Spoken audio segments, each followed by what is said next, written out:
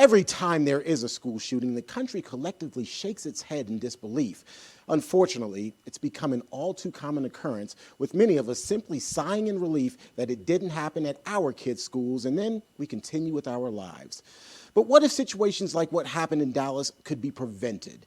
That's what our next guests are working towards. Elisa Mula and Chris-Grollnek are here, and they're leading the effort to set a national standard for active shooter prevention. They both joined us live this morning to explain. Good morning to both of you. Good morning. Morning. Well, Morning. Prevention, of course, is what we all want when it comes to active shooter situations in school. But is that actually realistic, or is it even entirely possible, Chris? Absolutely. So, good morning. Thank you for having me. Prevention is something that people think of in two different lights. Do you want to prevent the situation and the shooting, or do you want to prevent more loss of life? So what we're doing is we're collectively bringing both of those things together and modeling a pattern of pre-incident or post-incident, or even in between during an incident.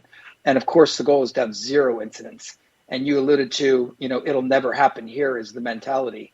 We're trying to shift that mentality to never here. And that's going to be our focus going forward.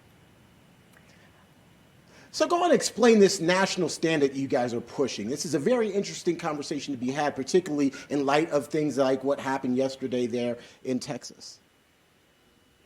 Well, I think when the ALERRT Center spends $50 million since 2000 on active shooter prevention training for police officers, and we continue to have them, we need to reevaluate what the standard is. And I'm retired, but I've been known as the active shooter expert for about 10 years. I've been involved in one. I have a master's degree written on one, and we've been studying these ever since.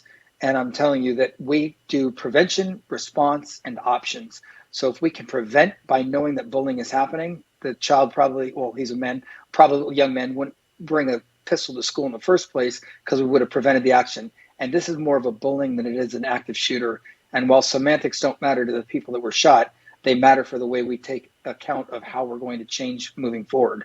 Response, so P is prevention, R is response, and O is for options. What type of options exist to protect the people if something does go wrong? And Elisa, now we want your input.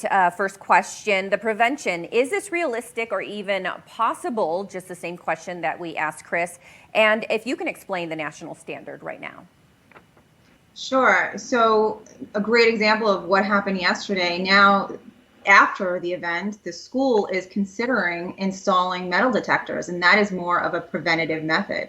But it took this incident to really push forward with the conversation. Previous to yesterday's events, they were really focused on the response. The students were having regular emergency drills, and the assistant chief of police even said this was not a random act.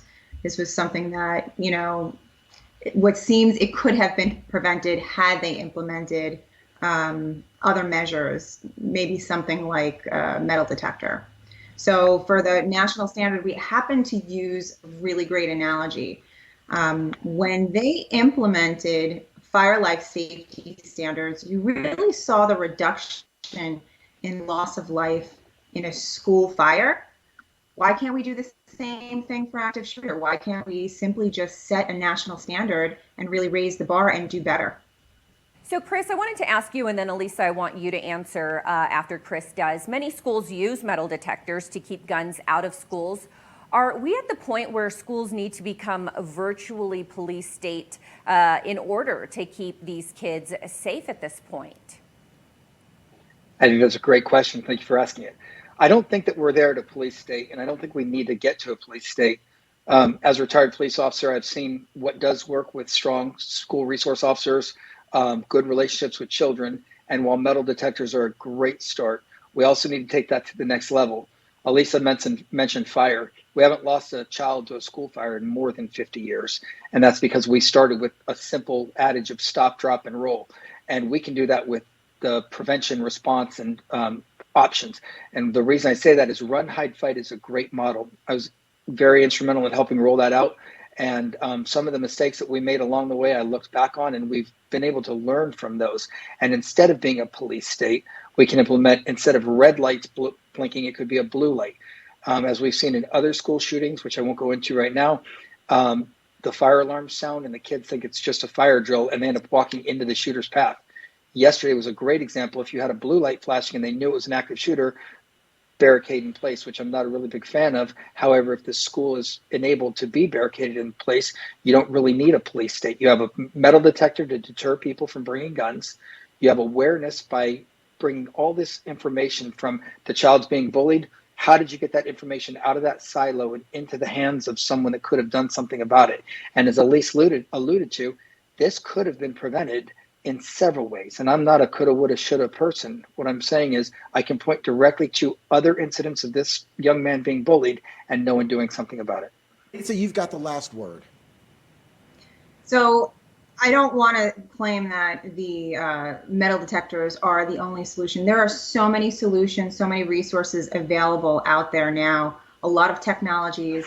We just have to get these options into the right hands. And, you know, as we said, we set a national standard and we really push the issue of prevention and utilizing all the tools that we have for all the schools, all the communities to really raise that bar on prevention. Elisa and Chris, we appreciate you being here with us and sharing your expertise this morning. Thanks so much. Yes, thank you both. Thank you both.